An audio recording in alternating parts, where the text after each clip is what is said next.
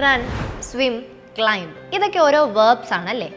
ഈ വേർബ്സിൻ്റെ കൂടി ing add ചെയ്യുമ്പോൾ ദേ become running, swimming, climbing. Now these are gerunds. Gerund is a verbal noun formed by adding ing to the verbal base. Now let's see the uses of gerunds. Number 1, as a subject.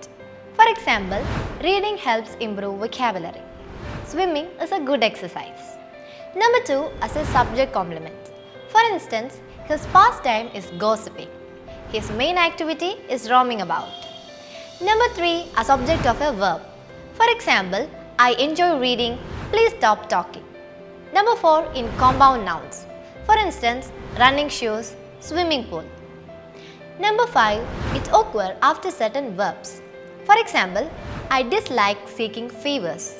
I don't mind waiting. In the context of IELTS exam, using gerunds correctly can enhance your speaking and writing skills. Do follow Tiju Academy for more tips. ഉറപ്പാണ് വിജയം.